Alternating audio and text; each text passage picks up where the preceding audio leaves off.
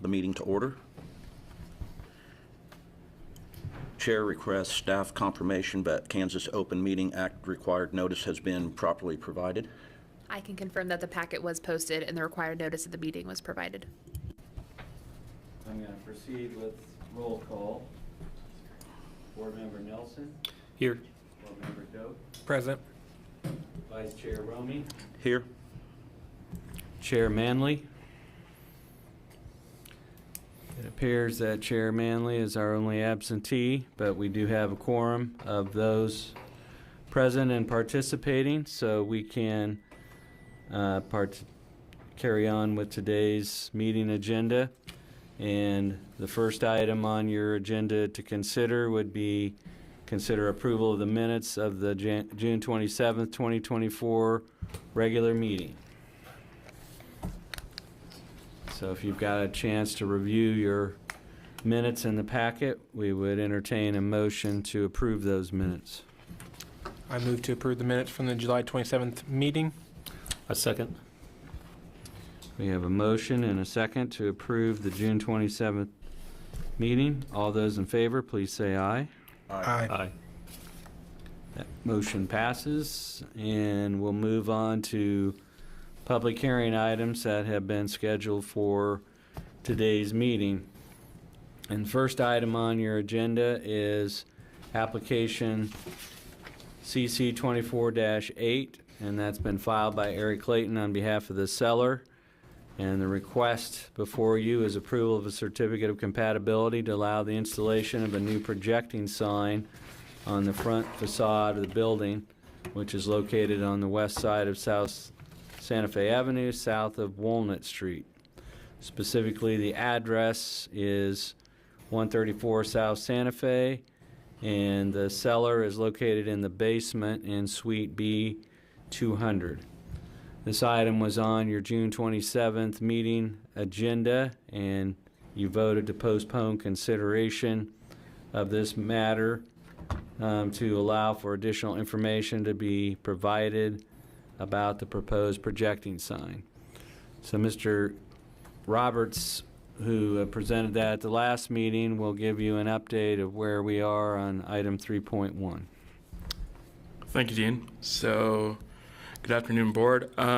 So as Dean said, at the last meeting, staff provided the board with a list of questions the staff believes still needed to be clarified in order to approve a certificate of compatibility as well as a sign permit. And a sign permit. Below is the list of questions and how Mr. Clayton, along with his sign provider, Sign Monkey, addressed each question. Items colored in green have been satisfactorily addressed in the eyes of staff, and items in red still need to be addressed, and we will talk through each question to get us started. So the first question, what materials are the proposed sign made of? So Sign Monkey provided us with a set of drawings and information.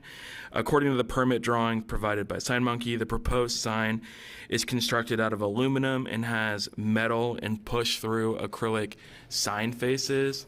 So the bulk of the sign is an aluminum metal material, and the part that will be illuminated is pushed through, so light comes through only in the colored parts that are intended to be illuminated. But we'll get into illumination here in a little bit. The weight, what is the weight of the proposed sign? So the proposed sign has an estimated weight, according to Sign Monkey, of 200 pounds. This is relevant to the sign permitting process and helps building staff know the weight of a sign, especially when it's going into the pedestrian right-of-way or hanging over the sidewalk. What is the specific method of attachment or anchoring to the building facade?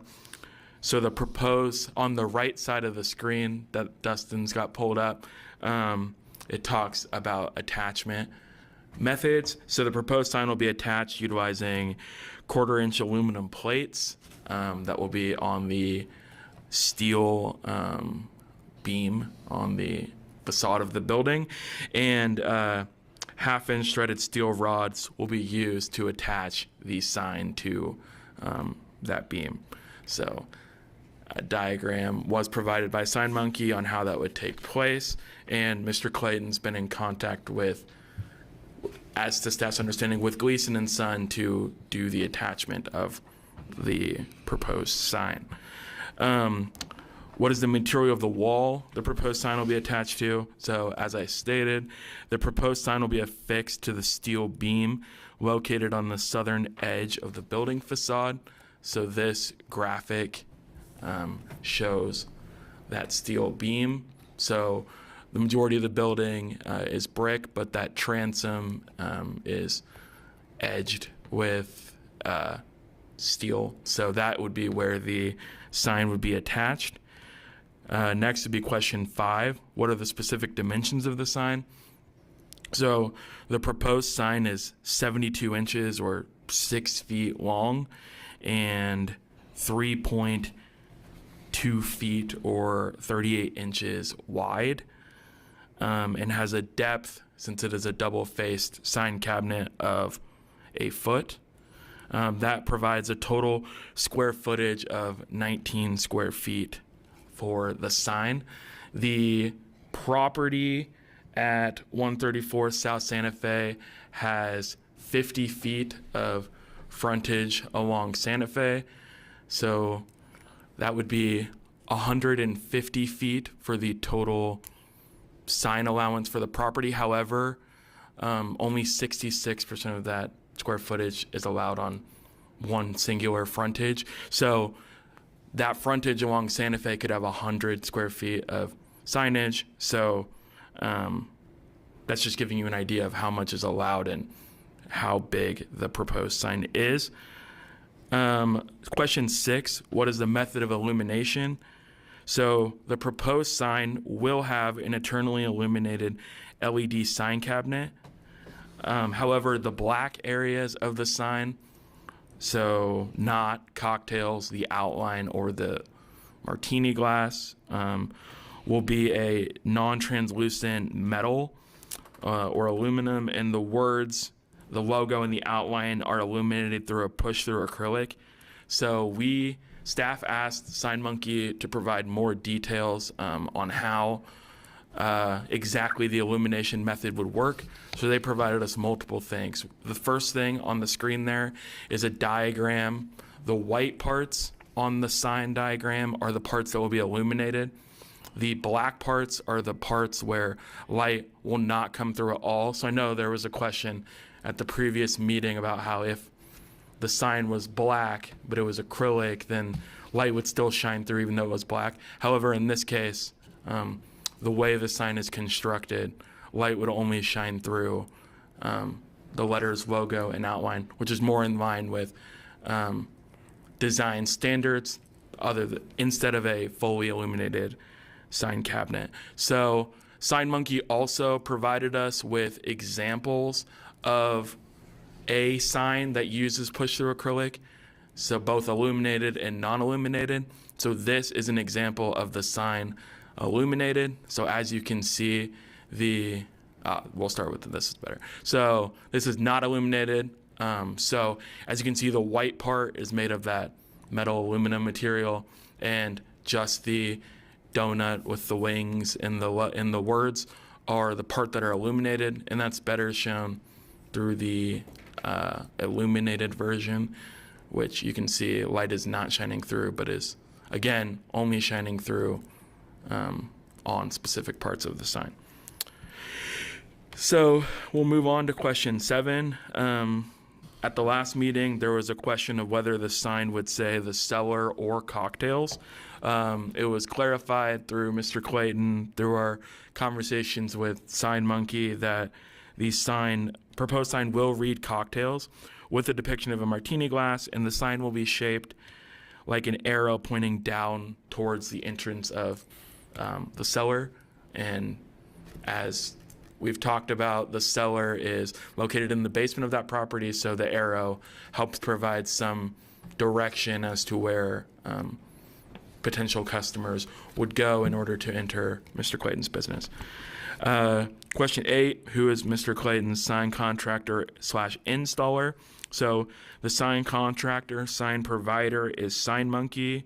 The sign provider is Sign Monkey, and they are also the ones constructing the sign. We have, staff has corresponded with them through email, and then Mr. Clayton has informed staff that he's been in talks with Gleason and Son to actually install the sign. So when it comes to installation of the sign, I would imagine Sign Monkey, Mr. Clayton, and Gleason and Son will communicate through that process, shall we get to that point. Question 9, will any of the existing temporary signs be removed as a result of this new permanent sign? So this brings us to 2 other conversations along with this proposed sign. So the first one is there is an existing arrow sign, and can we go through a facade photo? Can you, I think there's a graphic in there, Dustin, in the file without the measurement part.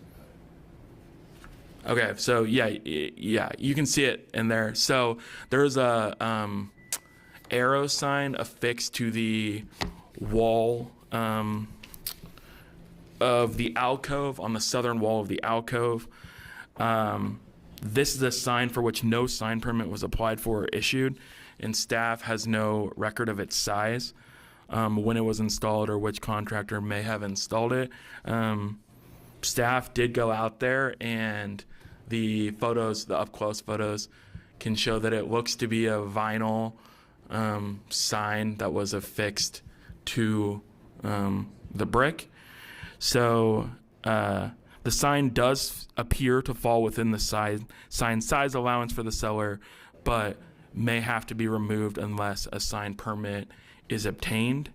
And that'll be a potential motion you guys can make when we get to that point. But we just wanted to bring that to your attention, that the sign is there, and it does not currently have a sign permit. So additionally, there are 3 banner signs located on the wrought iron fence in front of the building. Banner signs are intended to be temporary as defined by the Salina Code. So those signs are composed of, in this case, a plastic canvas material that is mounted to a wall, canopy, or a solid fence with cord, rope, cable, or a similar method. So these are affixed to that wrought iron fence using zip ties. While banners are considered to be temporary in nature, meaning they're not intended to be permanent or left there all the time, or left there permanently. So furthermore, banner signs must be mounted to a wall, canopy, or solid fence. So solid fence would be not a wrought iron fence or chain link fence in which wind or something could get behind it, knock the sign off, and it potentially end up in the right of way or something like that. Let me see, sorry. So as these 3 banner signs are currently on an open wrought iron fence with no solid backing, staff would ask Mr. Clayton to remove them, as they are not currently in compliance with Salina Code. So that is just kind of an overview on the questions we got from about the proposed projecting sign, and then also the remaining signs that are currently currently exist at this address. So we can go back and talk about the sorry, finding my notes here. We can discuss.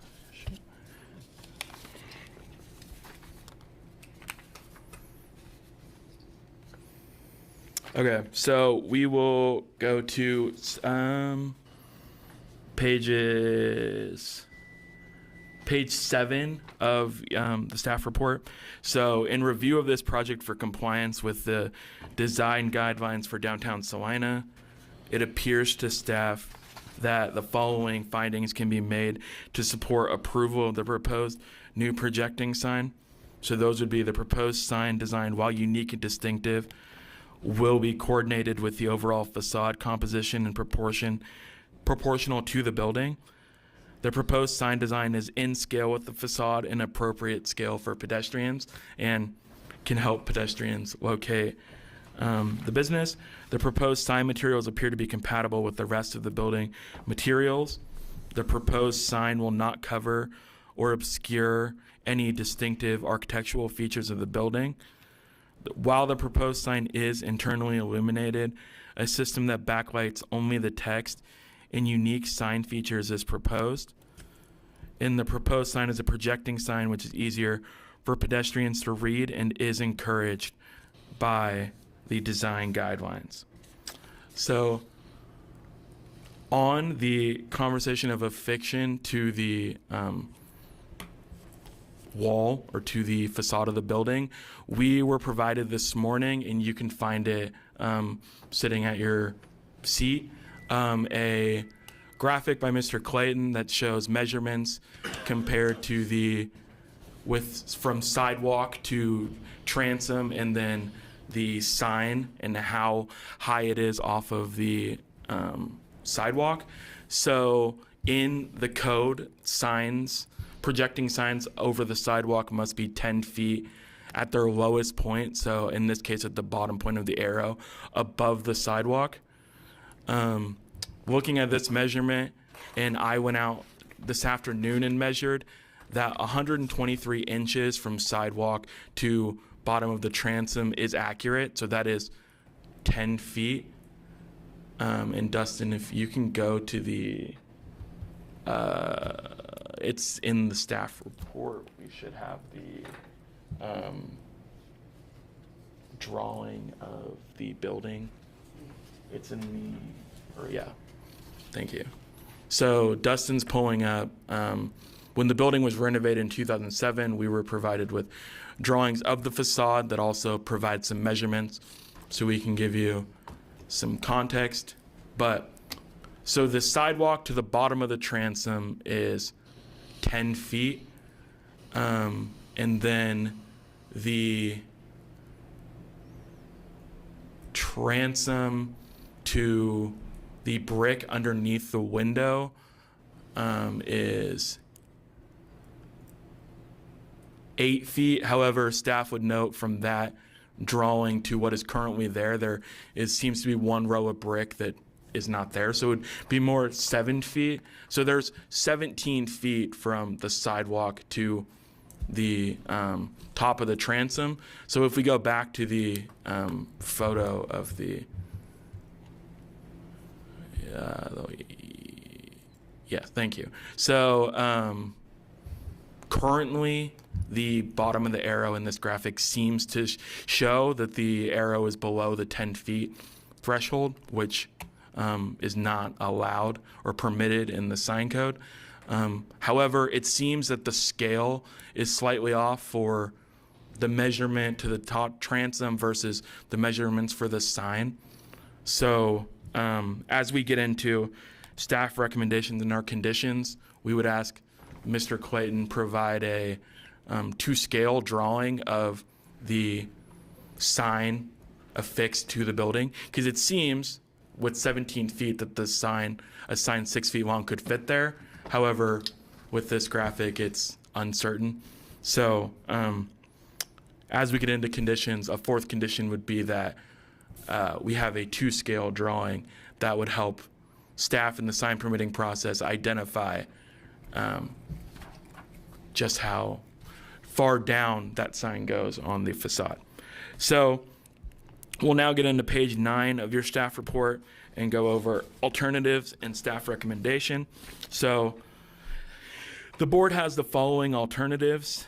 Following presentation of the staff report and any additional information presented, the design review board would appear to have the following options in consideration of this application.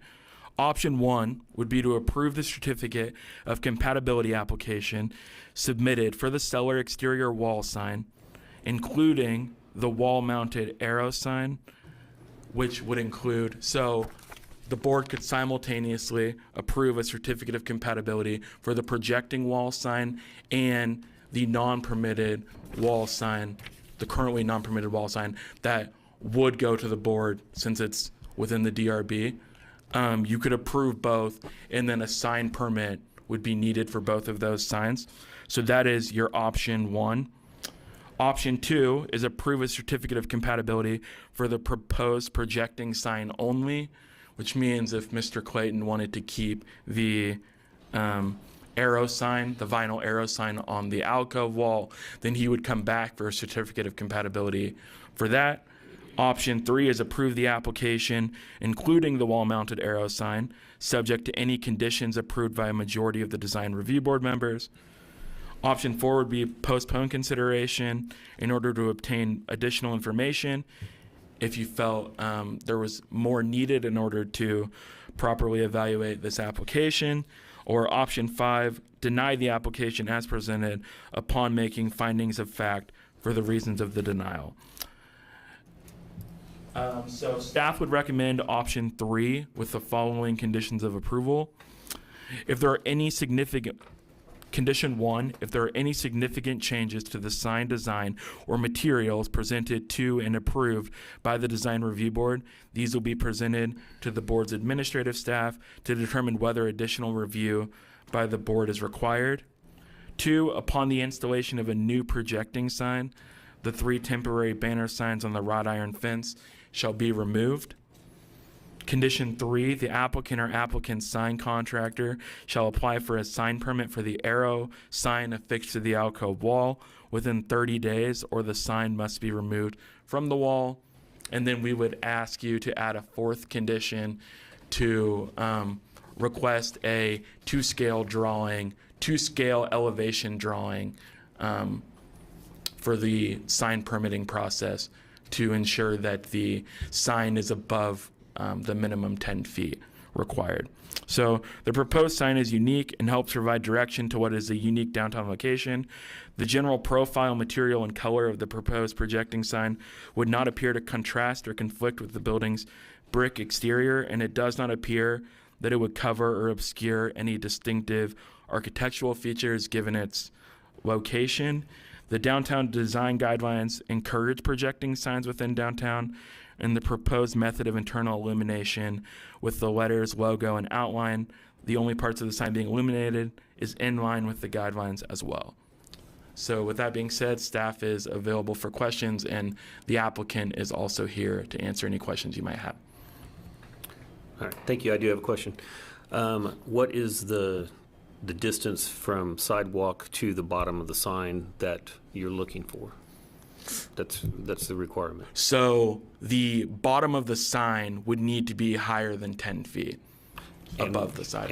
And that's on the sign ordinance? Because there's things that off the sidewalk today you walk down and they're lower than 10 feet, like awnings and some other things.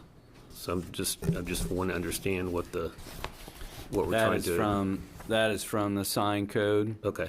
And the previous code, the clearance was 8 feet. Okay. And it was, when the sign code was amended, it was amended to 10 feet, but there are a number of pre-existing awnings downtown that have only an 8-foot clearance. And so this is specific to projecting signs. And so the gist of what we're trying to convey is that if you do the math, this area from here to here is it's between 7 and 8 feet tall.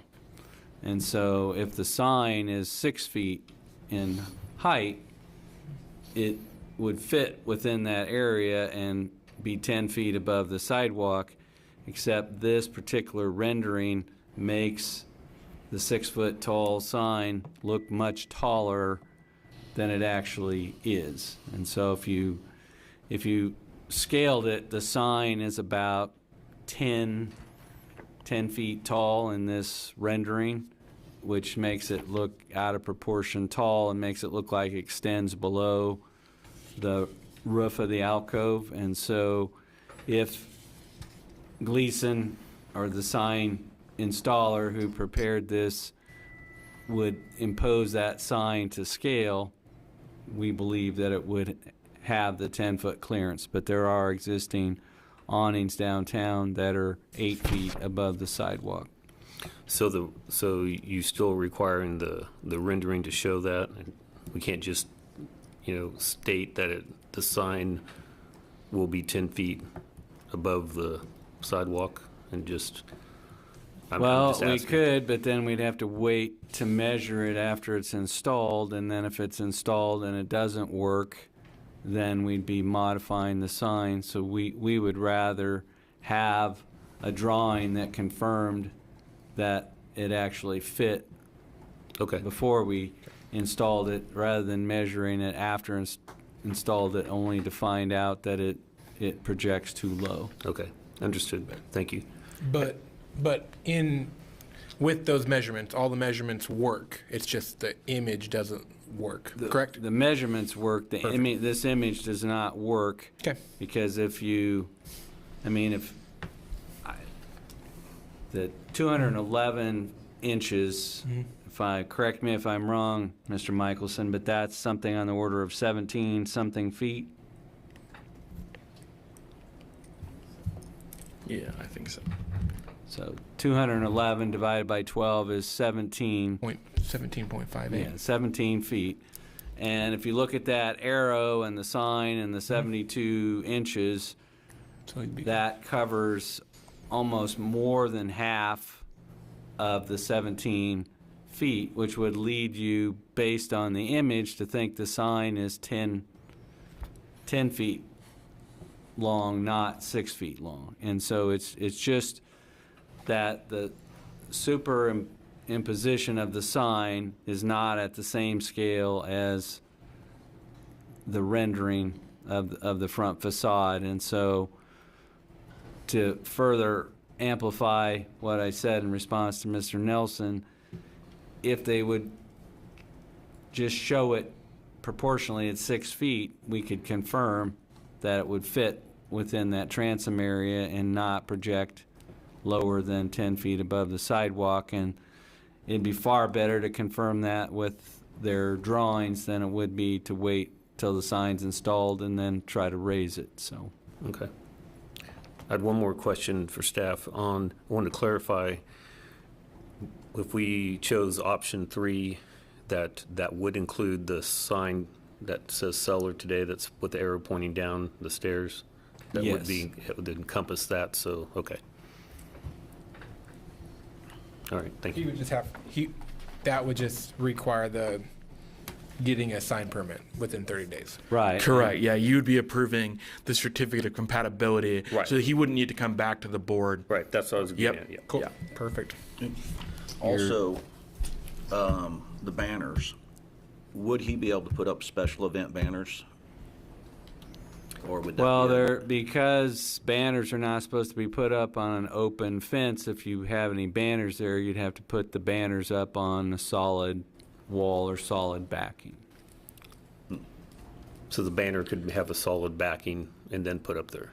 Well, you could conceivably put a banner up here on a temporary, if you were having a special event in October and you wanted to put up a banner, it would have to be mounted on so that there was a solid backing for it and it wasn't on an open or wrought iron fence. And the purpose behind that is if it's on a solid backing, then it's less likely to blow off and end up where we don't want it. And could that be done on the current fence that's out today? No, By adding the solid backing to that? We have worked with people where we have taken plywood or we've taken a solid backing and put the sign on a solid backing and then put the solid backing on the fence. Right. Yes, Okay. we've done that. that'd be okay to do that? Because I'm Yes. asking for myself as well. 'cause Yeah, I'm no, sitting in the same if you had situation. you had an open chain link or wrought iron fence, or you just had two stakes, you could mount the sign to something that had a solid backing so that the wind couldn't get in behind it. Okay, Okay. thank you.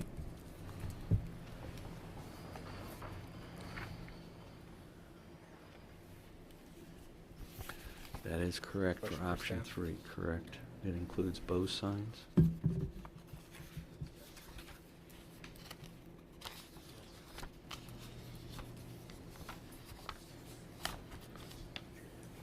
Will you do the motion? if you want? I don't have any questions for staff. Does anybody in? Do we have any questions from, So Mr. Clayton is in the audience if he has anything to share or if you have any questions for him. I don't. I don't have any question for him. Okay. I guess I move to approve option 3 with the conditions that if there are any significant changes to the design, that they'll be brought to the design, or that past our approval, that it would be brought back to the board administration. Also, upon installation of the new projecting sign, the 3 temporary banners will be removed and either altered and put back how appropriate based off of administration's request. Also, that the applicants will apply for a sign permit for the wall arrow sign within 30 days. And the sign must be removed, but that we approve sign compatibility. And that just to amend a rendering to share back with board staff of the image correction down to scale for their approval of that. But that's my motion. Before we have a second, I just want to confirm that we don't have any public comment. Oh, sorry. Can I speak? Oh. I have a question about I'm Eric Clayton, the owner of the solar. I have a question about the arrow that's on the brick wall. Who owns inside that footprint of that building? Brian Richardson? Brian Richardson. That's inside the footprint of the building. It's not out on a wall outside of the building like your code says. It's inside the footprint of that building. So if that was glass, if that was all glass right there, and he had a door right there where the entrance is, that sign's permitted because he allowed it to be up there because it's inside the footprint of his building. It's not out on the outside of that building. It is inside the footprint of that building. If you were to look at from top view, that is inside the footprint of his building. That is not on the outside. It is not anywhere near outside the building. If there were windows there or was actually enclosed, you would be correct, but the sign is oriented towards and visible from the public sidewalk, which makes it an exterior sign.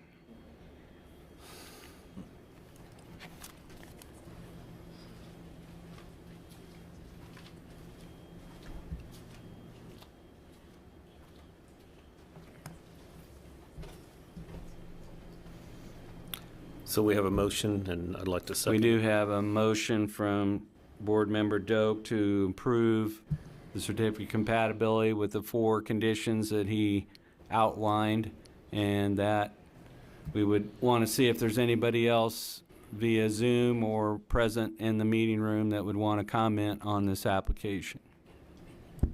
Doesn't look like we have anybody online to speak, Okay. unless Leslie So- would like to make any comment.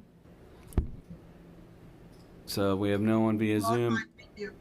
Okay. We want to unmute her? Okay. So we have a motion from Board Member Doak to approve a certificate of compatibility with 4 conditions, and we will wait to see if that motion would get a second. I second. Okay, we have a motion and a second to approve this application with 4 conditions. All those in favor, please say aye. Aye. That motion carries 3-0, and the certificate of compatibility is approved.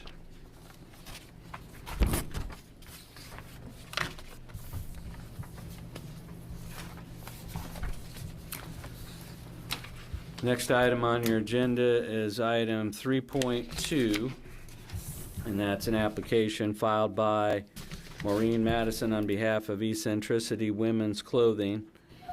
And the request is for approval of a certificate of compatibility to allow the painting of the lower portion of the exterior facade facing Santa Fe, and to allow the installation of a mural on the front facade using the solid painting as a backdrop. There's also mention in the application of a possible change of awnings and to the front doors entering the building, but we have no plans for those to discuss.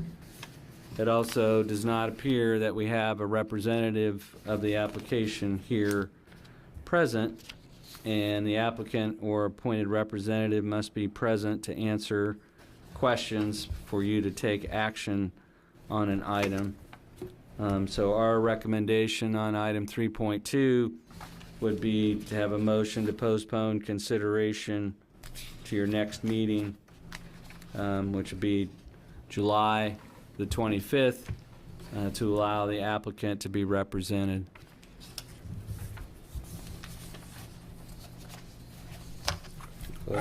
I move to postpone consideration for this motion until next meeting, being July 25th. Second it. So we have a motion and a second to postpone consideration of item 3.2 to July 25th meeting. All those in favor say aye. Aye. Aye. That motion carries.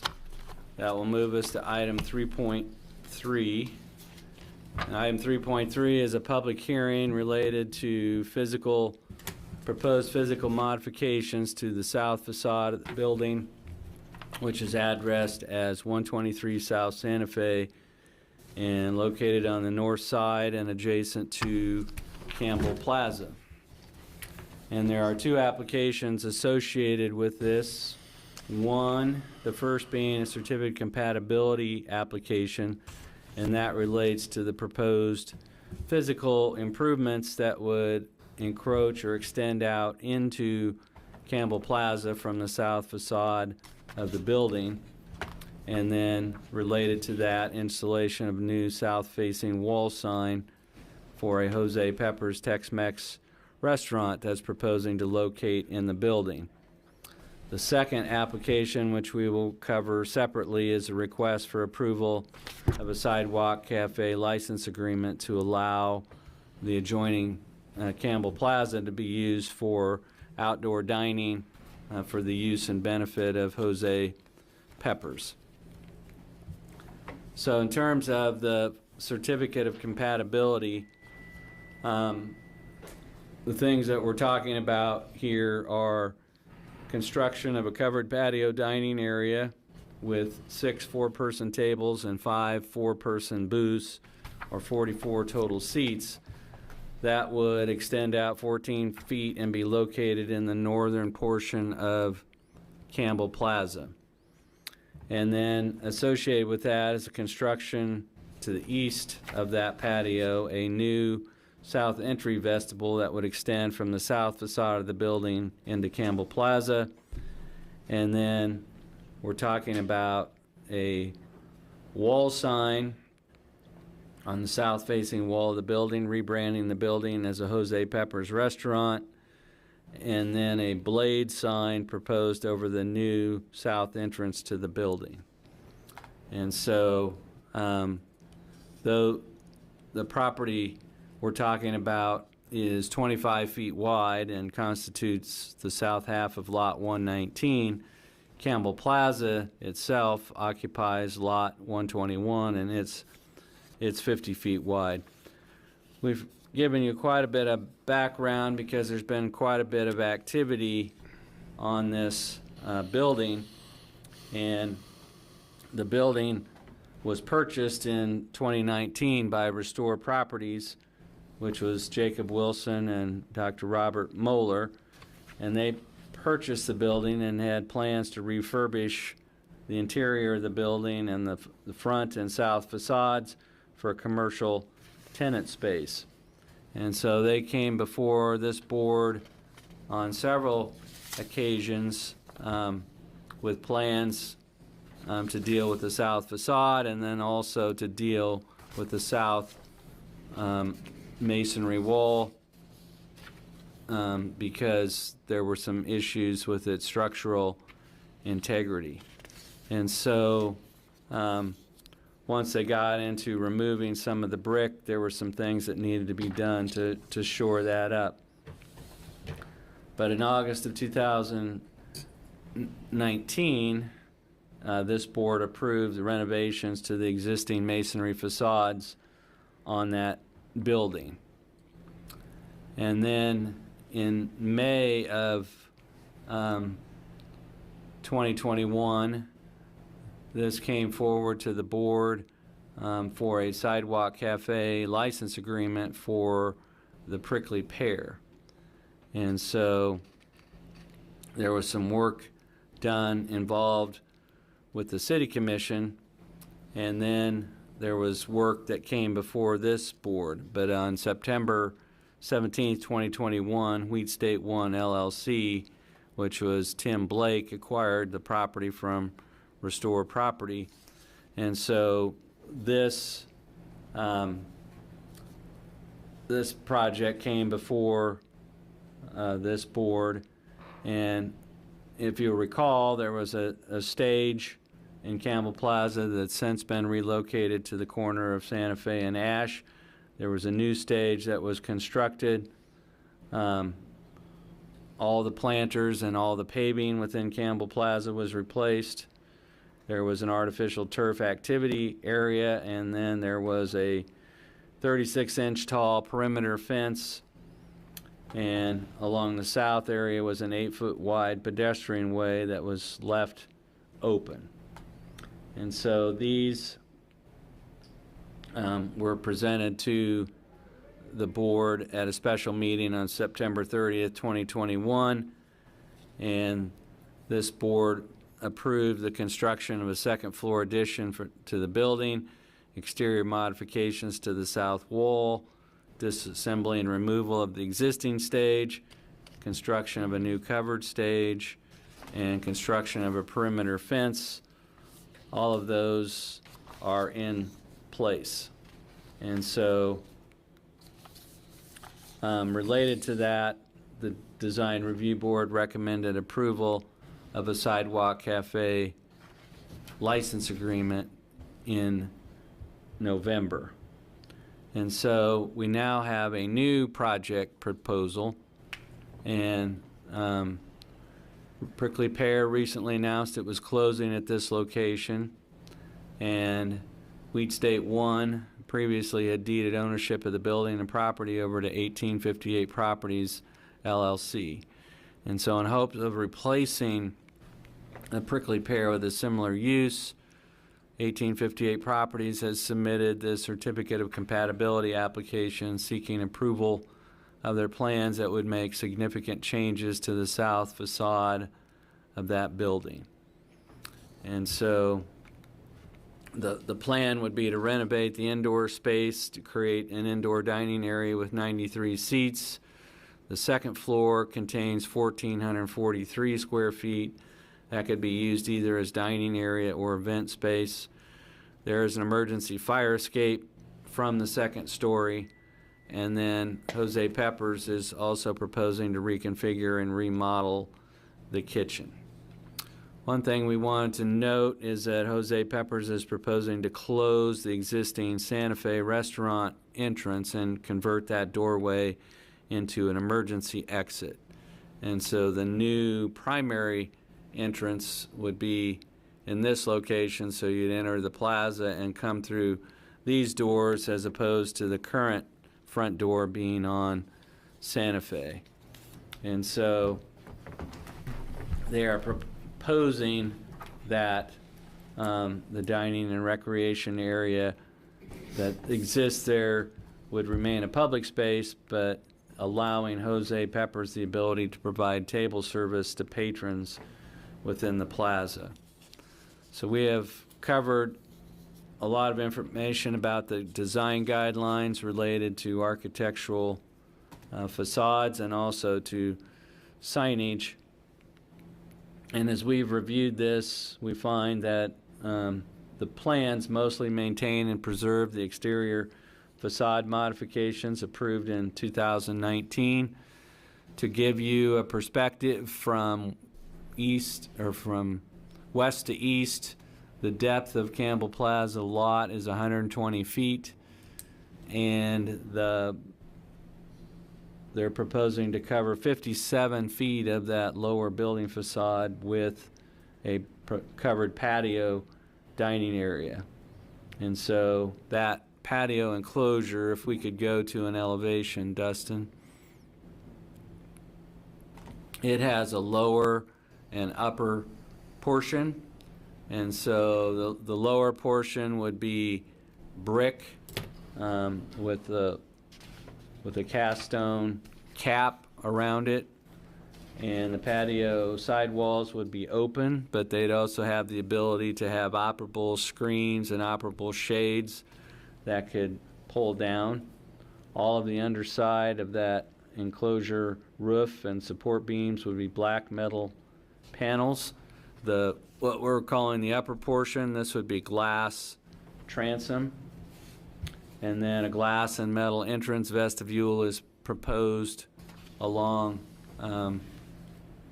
this location right here. And so in terms of signage, they're proposing a new south-facing wall sign with an accessory wall sign below it. And that sign would look like that, but be located there up on the wall. The Prickly Pear has a hanging sign that's out front, extends over the sidewalk, and the plan is to retain that, but to modify it for the new business.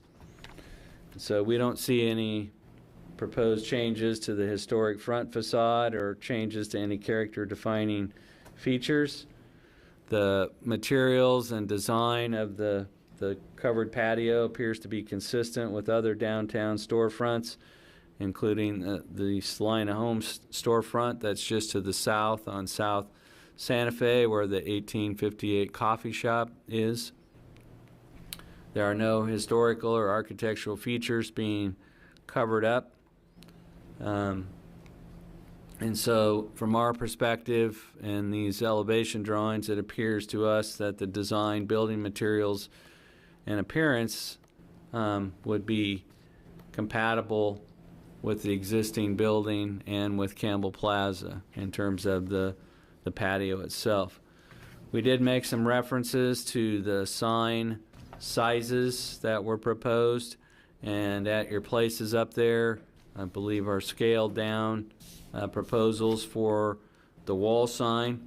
And so they have reduced the size of the proposed south-facing wall signs to come within the 75 square foot allowance.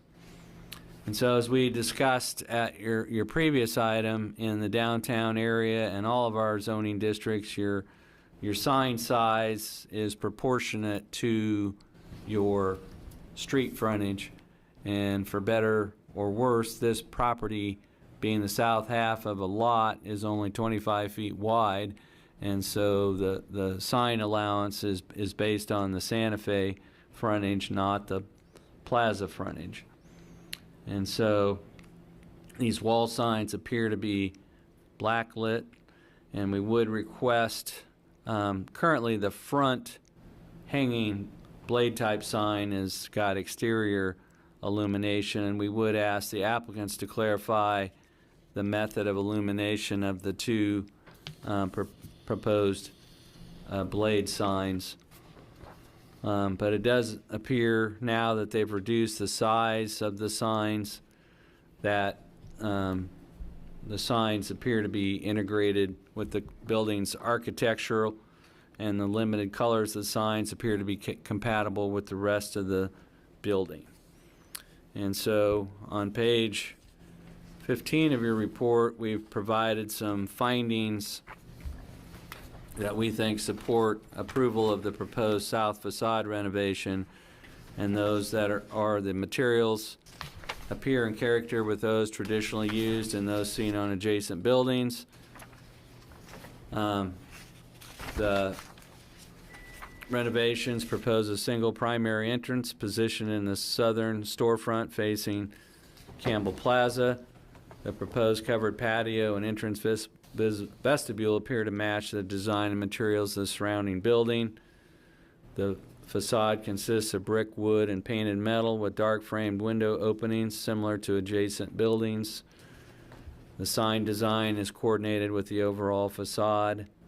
The sign design appears to be in scale with the south facade. It doesn't obscure any important features. The sign design appears simple and clear, and it does not appear to be out of character with other wall signs in the downtown area. So your options as it relates to the physical improvements would be to approve Jose Pepper's application and plans for the covered patio, vestibule, and wall signs. You could approve a certificate of compatibility application and the plans you've seen, subject to any conditions or revisions to the plan approved by a majority of the board members. Or you could postpone consideration of the application with the consent of the applicant to acquire additional information concerning the proposal, or you could deny the application as presented upon making findings of fact for the reasons of the denial, and that would be a denial of the plans to build the covered patio, vestibule, and the additional signs. Our recommendation would be option 2, and we don't believe that we have the condition relating to significant changes. We have condition number 2 dealing with reducing the total sign area. We don't think that is necessary because they have modified and reduced the size of the south-facing wall signs. And then a separate sign permit shall be applied for and issued for all new exterior signage. So with that, we'd be open to any questions. This is a pretty complex project. There are lots of different features to review and dimensions to confirm, but essentially in your actions, you're reviewing this for its compatibility with the existing building, with Campbell Plaza as it exists today, and with the surrounding area in this 100 block of South Santa Fe. So with that, we'd be open to any questions that any board members might have. I got a question for staff. So on the sidewalk, licensed cafe licensing, this might open up a can of worms because they're doing a brick and mortar on the side, well, I mean, in the plaza. So, I mean, it doesn't, it's not apples for apples on this patio, I don't believe. I mean, it's, if you look what we've done downtown with the rest of the restaurants and whatnot, it's 2 or 3 tables, not half their seating in the inside. And building a full brick and mortar patio on the side of it. It is more a sense of permanence than just the rails and removable tables. Part of that is just it's a measure of investment, and so we would cover that more in item B, which is the actual sidewalk cafe license agreement. But you are correct that this would be allowing the placement of permanent improvements in a public space, a publicly owned space, which is Campbell Plaza. But as to item 3.3A, we're just looking at the design elements of that, and we'll cover the extent of that. I will point out, though it's not quite to the level, if you look at the sidewalk cafe area for Yaya's, it has a permanent canopy over it that has supports that extend down into the sidewalk, and then a fairly substantial fence. But this is different primarily because it doesn't have just a metal rail fence around it. It's talking about a permanent fixture that would be on the plaza. And so that is, it's not prohibited by the Sidewalk Cafe license guidelines. And I think the part here that is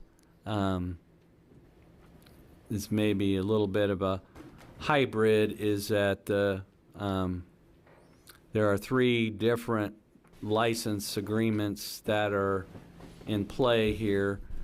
One is license agreement that would allow this level of permanent improvements to be located on the plaza. The second is the Sidewalk Cafe element, which would allow for service and consumption on the Campbell Plaza space. And then the third part is how that space would be used. But your questions there would deal more with the Sidewalk Cafe license application itself. This particular item is just reviewing the proposed improvements and judging whether those conform with the design guidelines and are compatible with the surroundings. And then we'll get into the details of the Sidewalk Cafe operation itself in the next item.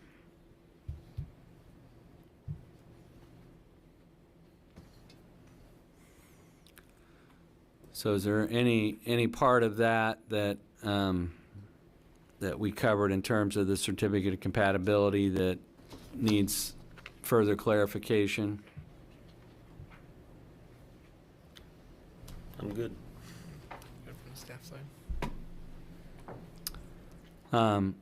With that, I think the one question we had, and we understand, and they may wish to speak to that the blade type signs that are projecting may still be a work in progress, but one of the things we couldn't tell you was much about the south vestibule entry sign or what changes were proposed to the existing prickly pear sign that overhangs the Santa Fe sidewalk. But those could be addressed in a follow-up action with this board.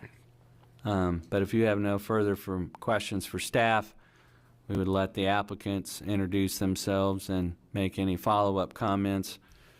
I did not go through and read or highlight all those things, but I would point out that on page 2, following the application, is kind of a summary of all the planned improvements. And then following that was our Jose Peppers project details, where we tried to summarize everything that they're doing. And so, but Mr. Romy is correct that except for Yaya's, most of the sidewalk cafe areas that are downtown would be what I would refer to as reversible. In other words, the tables could be removed, and the fencing that's done could be removed without. It might be some patching of holes or things like that, but they're designed to be removable. This is a fairly substantial investment, but that is a choice that a restaurant operator can make. I got one more question on this. This is in a plaza. How does this sidewalk cafe license apply to plazas? Is that written in somewhere, or? Well, the title of the ordinance is sidewalk cafe, but the sidewalk cafes are allowed both on public sidewalks and in public plazas.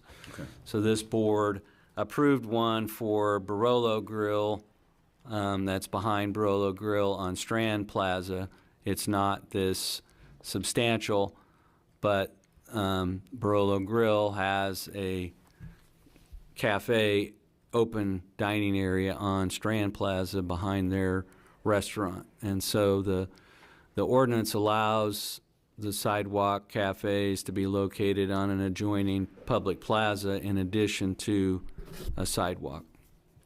Okay.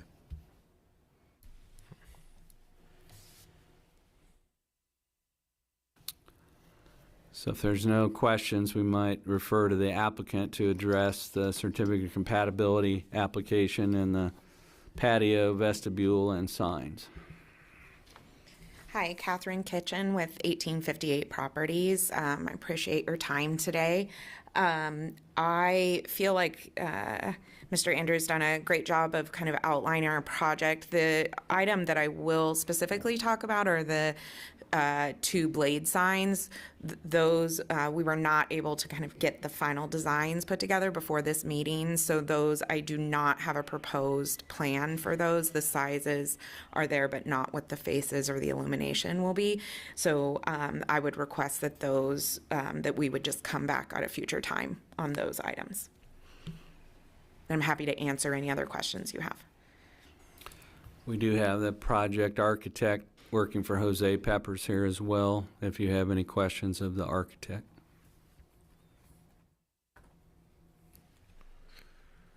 I don't have any questions. I think it's a great project. Thank you.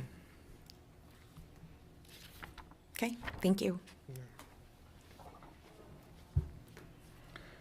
So again, we're going to take these one at a time. The first one is that you're saying that construction of the patio as it's designed, as it's to its dimensions, as to the south entry vestibule, and the change to the entrance orientation to the south from the west, and the proposed wall sign that you saw in the elevations, that you find those to be compatible with our downtown design guidelines. And so that would be your first item. Once we take action on that, we would discuss the Sidewalk Cafe license agreement itself. Is there anybody in public forum for anything? Well, we'd see if Thank you. Leslie has any comment. Oh. Okay. She appears to be no comment on what was just presented. No, I'm fine, thank you. Does not appear like we have anybody else online or in the room that would like to speak. Okay.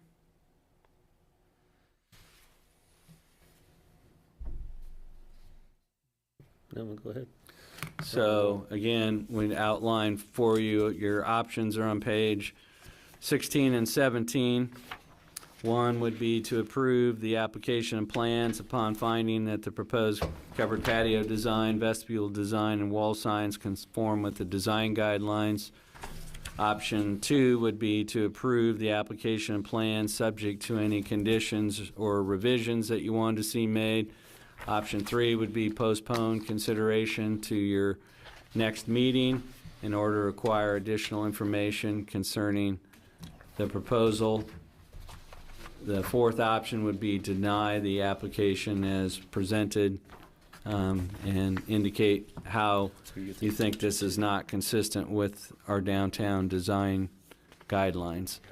And then our recommendation was for option 2, with recognizing that the sign area has been reduced so that it now falls below the maximum sign allowance, and so we don't see condition number 2 as relevant. And so our recommendation is for approval with condition 1 and condition 3, as you see outlined on page 17. So basically, that they could do construction. Let you go ahead and Yep. do it. So, I move to approve for option 2 for the approval of certificate of compatibility with the conditions of condition 1 for any significant changes to be brought back to administration, and for a separate sign permit to be applied for and issued for all exterior signage.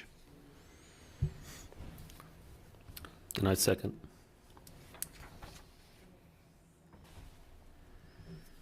So we have a motion and a second to approve the certificate of compatibility application and plans for Jose Pepper's patio, vestibule, and signs. All those in favor, please say aye. Aye. All those opposed? That motion passes 3-0. Then item 3.3B deals with the sidewalk cafe license agreement itself.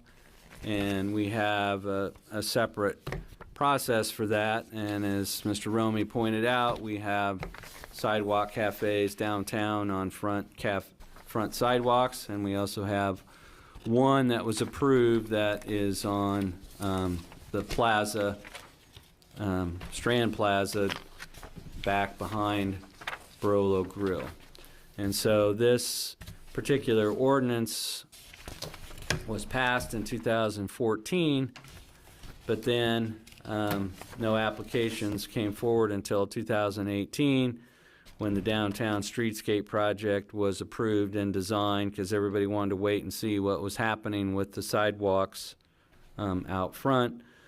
One of the major components of the streetscape project was the narrowing of Santa Fe Avenue, the driving lanes, and the increasing the widths of the sidewalk area between the building facades and the street.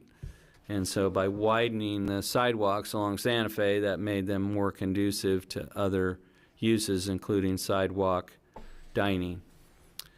And then those were further amended in 2018. And in 2020, we found that with the light poles and planters and a number of other things located within the sidewalk area, that the original goal of having 6 feet of unobstructed pathway was not really achievable. And so that was reduced to 5 feet in 2020. This application was filed by Catherine Kitchen on behalf of 1858 Properties, the owner of the property, and they've submitted a cafe license application, the application fee, a site plan, the outdoor furniture and outdoor fence is already existing. They will have a kitchen, and they will meet the requirement for 30% of their sales in food, but we don't have anything that we can show that now because they don't yet have their food service establishment license. And so as we indicated, the patio area is 14 feet by 44 feet 8 inches. They're proposing a new vestibule related to that. They want to have a private covered dining area for exclusive use by Jose Pepper's patrons, and that would not be available to individuals that are not dining at Jose Pepper's. That covered dining area would have 44 seats. Because Campbell Plaza is a public city-owned property, a license agreement is required to allow the covered patio structure and entry vestibule to be constructed and used within the plaza. And so the covered dining areas for Jose Pepper's exclusive use, they're also requesting that the balance of Campbell Plaza be available for service similar to the request approved by Prickly Pear in 2021. And so the idea is that the portion that's not being encroached on by the patio would be available for either public use or use by Jose Pepper's patrons. And so anybody interested in using the Campbell Plaza dining and recreation area would do so, even if they're not visiting Jose Pepper's, because it would not be exclusive. So we have a 14-foot by 44-foot covered dining patio area with a new entry vestibule. And so this license agreement would cover that plus the remaining area that's an outdoor dining and recreation area. And so essentially we'd have 2 fenced-in areas. One is the one that has the 3-foot fence outlined in green, and then the yellow area that would be exclusive. And so as we noted, it's divided. The yellow is exclusive. The green is dual use. The artificial turf area doesn't show up very clearly here, but if you take out the turf and you take out the stage, the actual dining area is about 3,200 square feet. And so the plan is for 5 booths and 6 tables for a total of 44 seats within the covered area. The outdoor area that's outside the exclusive area currently has 8 picnic tables. We're not aware of any plan to change that.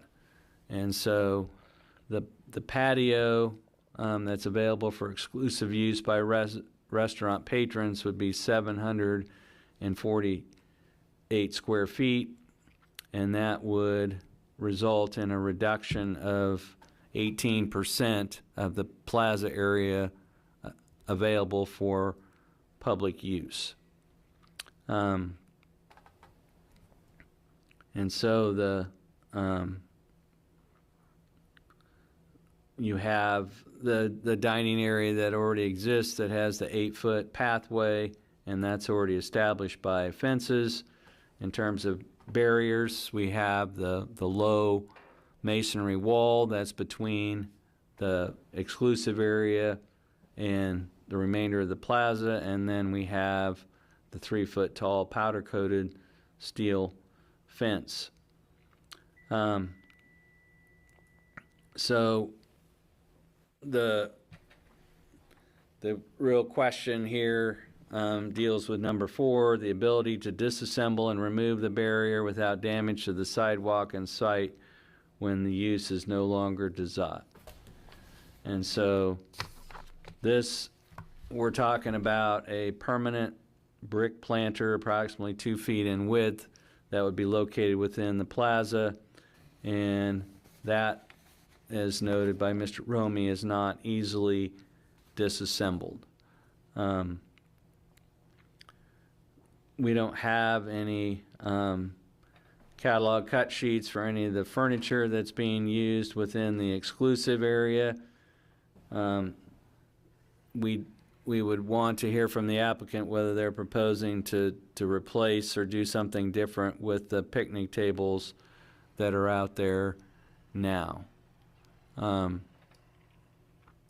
so, again, the license agreement that was with Prickly Pear is not transferable, but if Jose Peppers gets the use of the plaza area, then they would be responsible for maintenance of the picnic tables and any chairs, anything placed out in that area.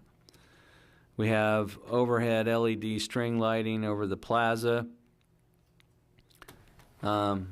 Staff would request that the applicant clarify whether any wall-mounted or mobile heating devices are proposed in the plaza area.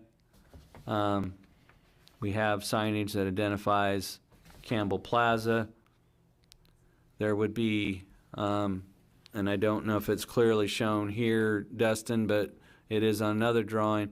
In addition to the patio itself, there's an awning that extends out 4 feet from that. So you have 14 feet here is under roof, and then there's a 4-foot awning that extends out as well.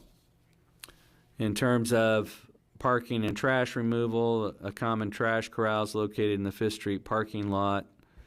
The restaurant and adjacent outdoor recreation area will not have its own parking.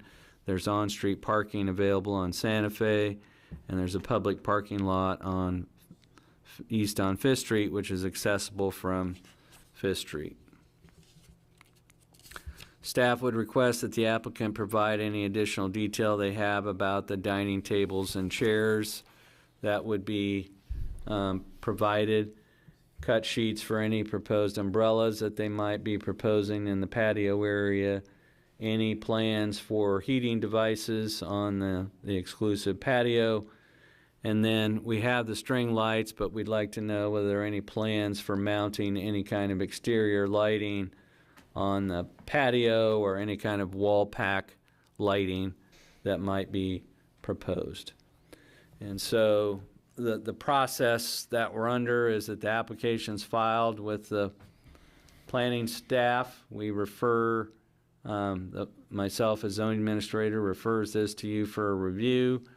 You review this and make recommendations to the city commission. If this is approved, it can be renewed administratively in subsequent years. There's a $100 renewal fee. It's city staff's job to coordinate compliance and monetary conditions at each location. So you are making a recommendation to the city commission. You're supposed to be looking at existing and proposed structures, neighboring uses, pedestrian traffic circulation, the proposed operation, and then things that you should be considering is, would this comply with all applicable provisions of the article dealing with sidewalk dining and administrative regulations? Will it contribute to the welfare of the public by increasing the vibrancy and appeal of the city and Business Improvement District 1? You need to find that it won't cause injury to the value of other property in the neighborhood. And then the location and size of the sidewalk dining area with respect to the unobstructed walkway will not unreasonably impede pedestrian traffic. So, as it relates to walkways and pedestrian traffic, again, there's an 8-foot pathway along the south side of Campbell Plaza, and this is not going to encroach or extend into that or modify it in any way. And so, in terms of denial of the application, possible reasons to deny it would be that the application submitted is not complete. We believe the application is complete. The applicant does not meet the definition of a restaurant. We believe that Jose Peppers meets the definition of a restaurant. The proposed use of the sidewalk or plaza will not comply with this article or regulations adopted pursuant to this article. And fourth, the applicant has previously had a sidewalk cafe license agreement terminated by the city 2 years prior to submission of this application. So the none of those things we believe are present. We haven't found an article or regulation that this doesn't comply with. We did point out that the maximum size is 200 square feet. This is well above that, but you can make a recommendation in that regard, but the approval of a sidewalk cafe that exceeds 200 square feet lies with the city commission. And so it exceeds 200 square feet. As justification for that, Jose Peppers believes that the additional patio size is needed to support the number of dining seats necessary to make the restaurant viable. We believe the plans lay out the details of how Jose Peppers intends to use both the covered dining area and the balance of the plaza. And so your choices would be to make a recommendation to the city commission to approve a sidewalk cafe license agreement allowing Jose Peppers to have an exclusive covered patio and non-exclusive use of the remaining balance of Campbell Plaza. You could approve the sidewalk cafe license agreement subject to any conditions approved by a majority of the board. You could postpone consideration to a future meeting date if you don't think you have enough information, or you could deny the application as presented upon making findings stated the reasons for the denial. And so on page 8, we have summarized 8 conditions that we would recommend be attached to your recommendation. And again, we would want to get clarification from the applicant that about any changes they would be making to the picnic tables in Campbell Plaza that currently exist, any plans for adding any additional or different umbrellas, any plans for adding heating devices on the patio, and any plans to have exterior lighting on the patio other than what is the string lights that are there today. So with that, that's a lot to cover, but we would stand for any questions that board members might have about the sidewalk cafe aspect of this. I did want to point out that currently this fire escape is built and located within Campbell Plaza. And there is a license agreement. Again, the term license agreement is a term that's used for any private use of publicly owned property. And so a sidewalk cafe license agreement on Santa Fe is private use of public property, but there's also license agreements that allow physical encroachments in the public space. So this encroachment for the fire escape was approved as part of a license agreement approved with Prickly Pear. And then this restaurant has a grease interceptor that's located out in Campbell Plaza. And so that was approved through a license agreement to allow it to be on public property. So it's not unprecedented to have physical improvements out in the public space, such as the two I just mentioned. But Mr. Romey is correct that the main thing that differentiates this from all the other sidewalk cafes is that the brick base and with the stone cap and the 2-foot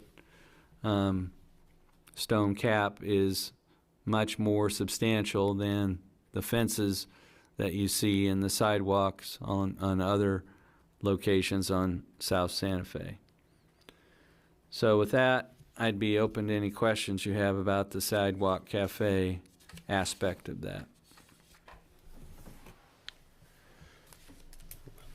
I guess the question goes into like the usage of Campbell Plaza, right? About public space, and so public use of that space to utilize the stage as well, that still will go through the same channels. It will not be blocked by Jose Peppers. Is that correct, if this is approved type of thing? The main difference between this proposal and what was previously approved for the Prickly Pear in 2021, the Prickly Pear's license agreement allows the Prickly Pear to serve food and beverages anywhere within Campbell Plaza, but it's not exclusive. It's shared use.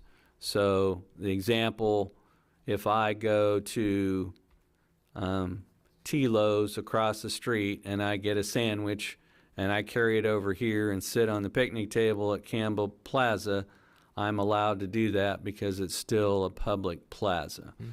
And so, as I noted, there's going to be three, if this is approved, there'd be three different license agreements. One would allow the food and beverage service here and here. The other one would allow these physical encroachments. And then there's a third license agreement. There's one that exists now that outlines the shared use of this space.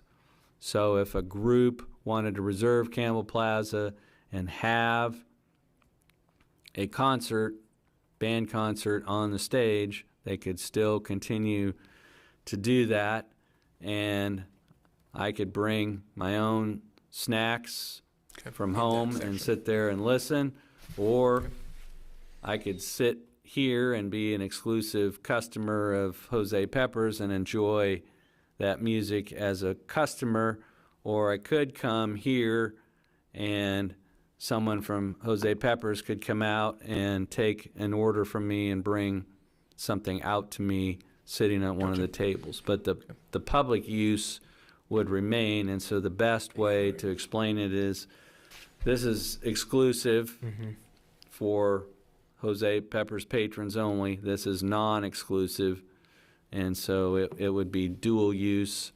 And so the difference between this and Prickly Pear is that Prickly Pear didn't have any exclusive use patio. Gotcha. And this adds that. Perfect. Okay.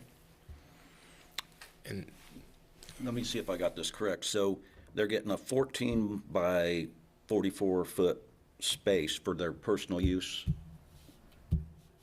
of public property.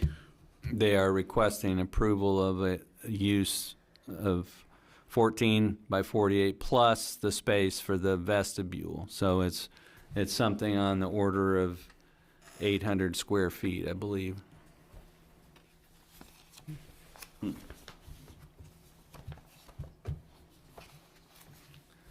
But the important thing to note is that the sidewalks on Santa Fe vary from 14 feet to a couple locations where they're 16 feet wide. So there's 14 feet to work with, plus you have to have areas for people to go up and down the sidewalk. In this case, Campbell Plaza is 50 feet wide, not 14 or 16 feet wide. So we're dealing with a public space. So in terms of, if you looked at it in terms of proportionality compared to a sidewalk cafe, it's much larger, but that's because Campbell Plaza itself is much wider than a standard sidewalk in front of a restaurant.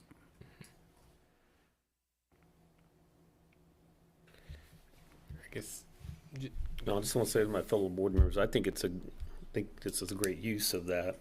I think as far as, what Dean had outlined of, what are we looking at? And I think it's going to enhance the area. I think it's going to be a good for the community, and I just think it's a good project. So, and I hope the rest of the commissioners think the same way too when we get there. just a question from my understanding of it. So if this, and because I don't want to wish ill on the future business, right? So if this was a situation that this drawing and expectation was put on a prickly pear and we're in the prickly pear situation, since this is a city property and the business leaves, who would be responsible to put this back to straight Camel Plaza? Will that be a city responsibility to level it back out and replace it?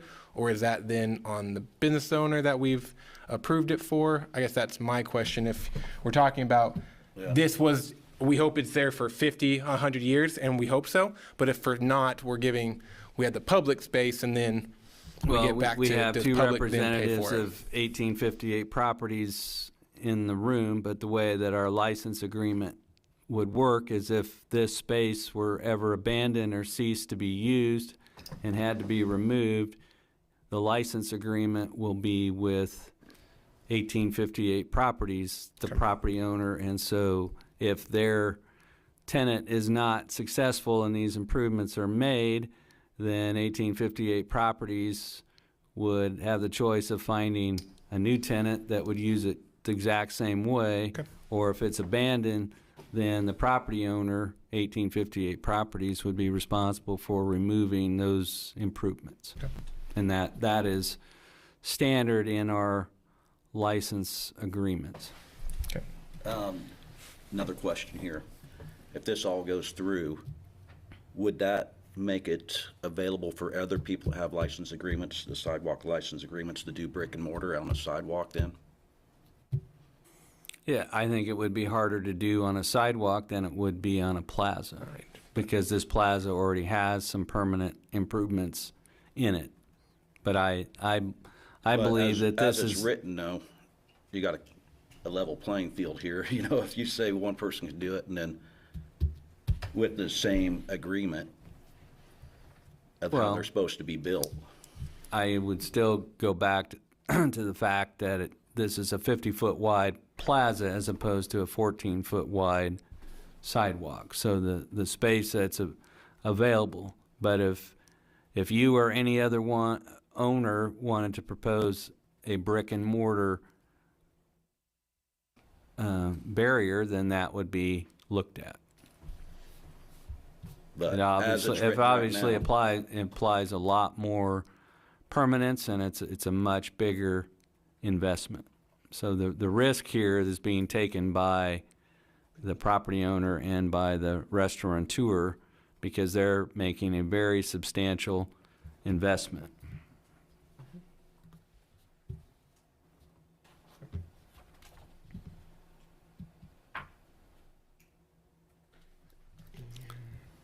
But again, if you again go by and look at the sidewalk cafe area in front of Yaya's, it doesn't have the brick and mortar wall, but it has a very substantial metal fencing, and it also has a substantial canopy that extends out over the sidewalk with supports that are down in the sidewalk. And so it's not to this level, but it's somewhere in between what you have at Martinelli's or at Blue Sky. And again, the fencing is required by the Kansas Alcohol and Beverage Control to separate the drinking from the non-drinking areas. And so Dagny's Ice Cream has tables out on the sidewalk, but they don't have the fencing because they're not serving alcohol. So the fencing is required in order to differentiate the area where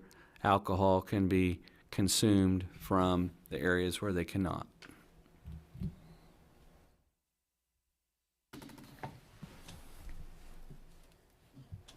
I guess the only other questions I have is probably from the applicants about the questions that the staff has about the heating and lighting and that area. So I can repeat those, but I think you saw them. We were interested in heating on the patio, any plans for additional lights, and anything that might change the current type of tables that are out on Campbell Plaza. Yes, I can answer. Catherine Kitchen, once again, with 1858 Properties. I brought some support materials. Thank you.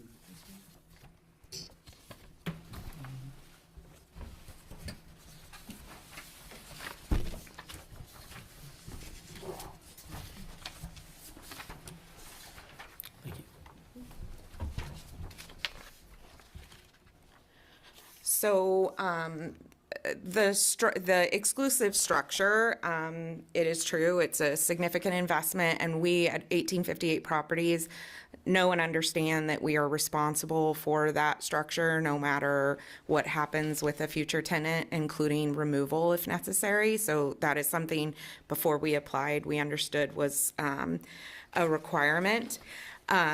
What I just handed you are spec sheets for the heating and fans that will be placed within or in the roof of the structure. I did email the plan of the layout at like 2. Did you get that? I didn't bring copies of that. Okay. There will be, I believe it's 4 or 5 heaters that are kind of around the perimeter of the enclosure, and then there'll be 3 fans across the middle. There will also be a cantilever structure that, with being on the south side of the building, heat and wind can pose a significant issue.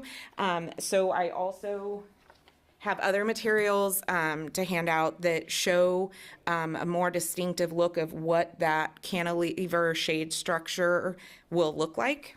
So is this here, is that with a shade drawn, or is that with the screen? That's neither. That's actually the building on the Oh, that's the building wall on the other side. Building on So the other side. So that's open. yes, that is open. I can, I'll hand out some of these now.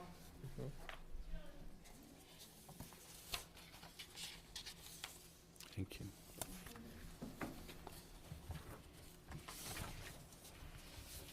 Let's see here.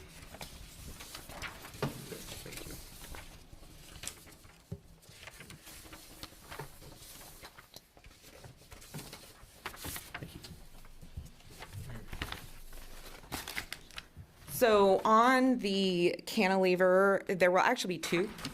One will be kind of a woven fabric material that will help block some sun and wind. And then there will be a second structure that's made out of vinyl, and that's where you can see kind of this drawing where the outline or the outside will be a red vinyl, and then it will have a large interior clear vinyl, creating a window. And on both of those, I did share a couple photos of, and this is actual from the same company that did an installation in Dallas, that you can see a very clear look of what that our proposed improvement would look like. There are a couple items related to the improvements that are already there.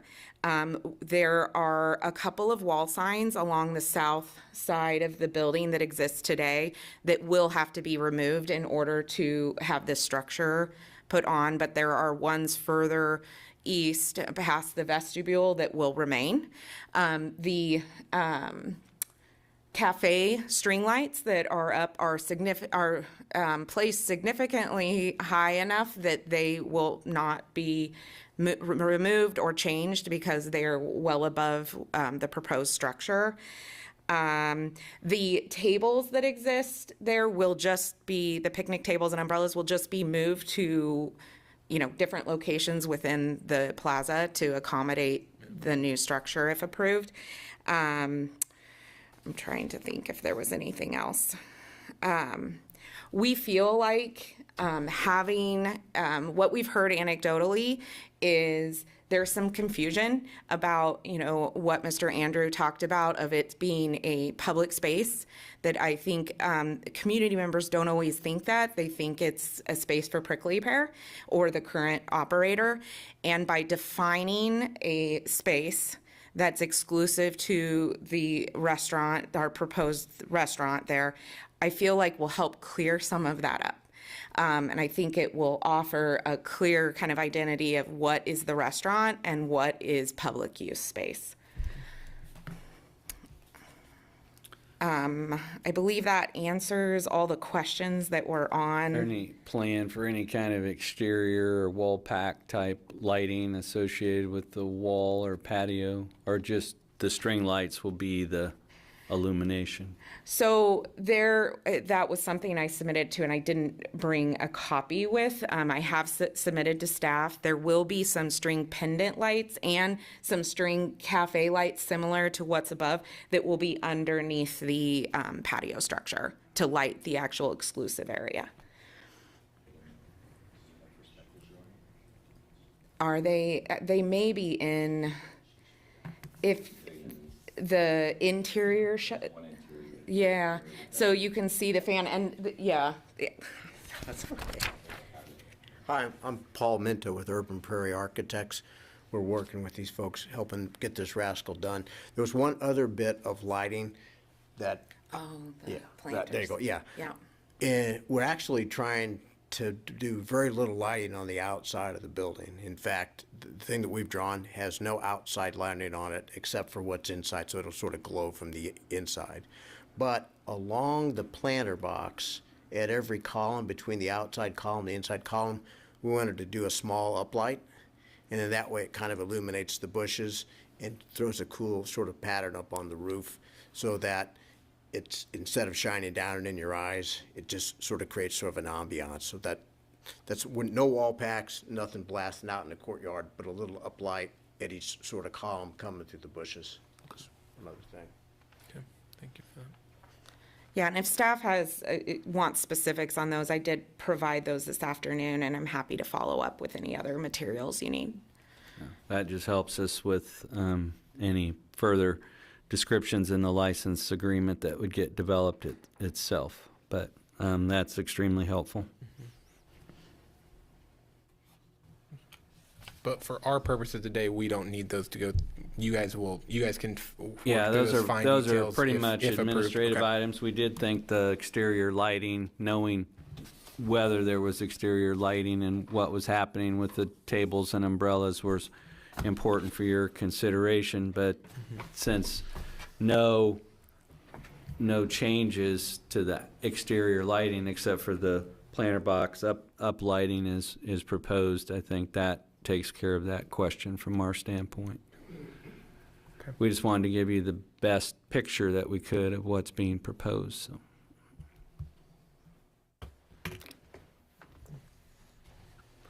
Okay, Yep. thank you. Thank you. Yeah, bye.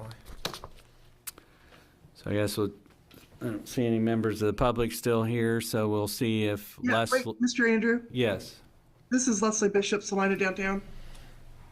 yes. I just had, I would concur with what Ms. Kitchen said. I think that the defined dining area is going to be a huge help, because as hard as we tried to communicate that the plaza was a public space and people could bring a sandwich from Tilo's, it just never got communicated very well. So this defined dining area is going to be great. The one thing I just want to make sure, and I don't perceive there being any problem, but Jose Peppers and 1858 need to remember that our 18-foot community Christmas tree and mayor's Christmas tree goes inside that plaza. And I'm hopeful that we can still work for that tree. Yes, we're excited to continue that relationship. Thank you. I knew that you would. Yep. Thank you. That's all. Okay. Thank you, Leslie. I think I'll just say, like, I concur with the improvements to the plaza. I think will help solidify some stuff. I think that in some of our recommendations, I think as we continue to keep it for your area, and then the plaza side, the public side, having the opportunity for Jose Peppers to serve, but also leaving as public as possible, right? There's no advertisements, those types of stuff to kind of help still make it public. But I can also probably concur as well about how this could impact maybe future businesses and future ideas that may come to our board. And I guess from my viewpoint, I would welcome those, as I think this is a great opportunity for us, and especially from the public side, kind of giving up a public space, but also knowing that if it ever needs to go back to public space, it's not on public money to have to get that back. So I think that's my big, that was my big question and concern, and that kind of got answered. But I hope that if future businesses have some opportunities, that we can see those as well and see how this idea can maybe help even make other areas of downtown grow even better. Yeah, I think the main thing, and it's a point that Mr. Romy made, is that this barrier between the remainder of Campbell Plaza and the exclusive plaza dining area that's being requested is not easily disassembled and removed like a wrought iron fence. And so that is something that has to be recognized. The trade-off is whether the board thinks that, as proposed, this will contribute to the welfare of the public by increasing the vibrancy and appeal of the city in the downtown area. And so those are the two counterbalancing aspects.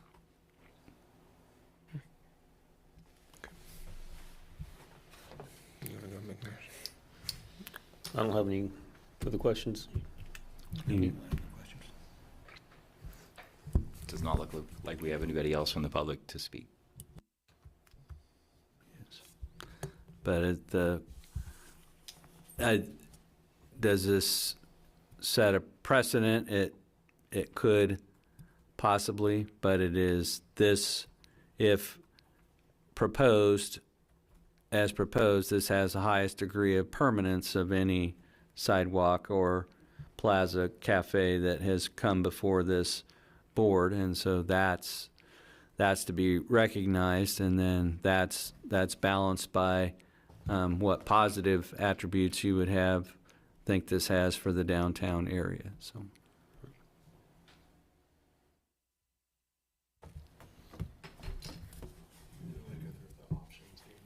No, I think I've done it 3 times. Yeah, I think the options are known. So, Yeah. I mean, I would move that we approve it with option number 1 and then the 8 staff recommendations.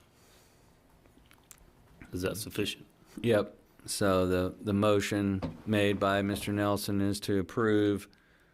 to recommend approval of the Sidewalk Cafe license agreement allowing Jose Peppers to construct the covered dining patio area and the new south entry vestibule, as well as approving the Sidewalk Cafe license agreement for the balance of Campbell Plaza, subject to the 8 conditions that we've outlined on page 9 of the report. So that's the motion that's on the floor, and second. it has been seconded by Mr. Doak. So I will call the question. All those in favor of recommending approval of this license agreement, subject to those 8 conditions, please say aye. Aye. Aye. Aye. That motion carries 3-0. And again, this is a recommendation that will go to the City Commission, and they will consider this. You are looking at this aspect of it there. They will look at a revised license agreement that will deal with the shared use and programming of Campbell Plaza. So I appreciate the time and attention everybody's given to this set of applications, and that takes care of our regular agenda for this evening. I don't know if we'll have anything additional, but we'll work with Eccentricity and that building owner to try to get their application back before this board on the 25th. As we noted, Mr. Doak is able to serve out the rest of his remaining term till August, when terms turn over.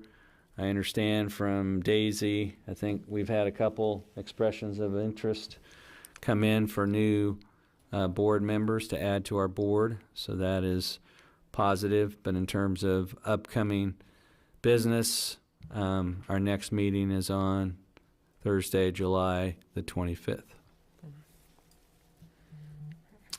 I don't think, unless we have any representatives of 1858 Properties that want to speak at public forum, or Leslie has anything she wants to add, we'll check with that. Doesn't look like we do. So I guess we would entertain a motion for you to adjourn. I move to adjourn. Second. It's been moved and seconded to adjourn. All those in favor, please say aye. Aye. Aye. We do have one set of minutes for Mr. Romey to sign.